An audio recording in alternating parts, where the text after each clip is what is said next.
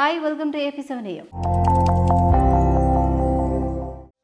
మనం సంపాదించిందంతా మనది కాదు. ఈ మాట ఏదో సూక్తి కాదు, వాస్తవం. ఎందుకంటే మన సంపాదనలో కొంత ఇన్కమ్ ట్యాక్స్ కింద కట్టాల్సిందే.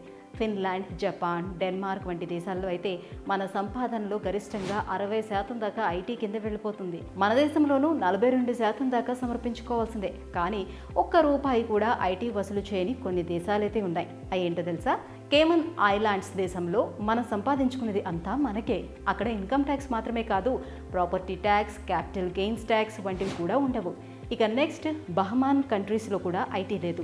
వారసత్వంగా వచ్చే ఆస్తిపై, సంపదపై కూడా ఎలాంటి పన్నులు లేవు.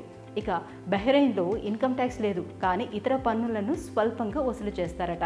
ఇక నెక్స్ట్ వన్, బెర్ముడాలోను కూడా ఇన్కమ్ ట్యాక్స్ లేదు, కానీ ఉద్యోగుల నుంచి పేరోల్ ట్యాక్స్ పేరిట కొంత వసూలు చేస్తారు.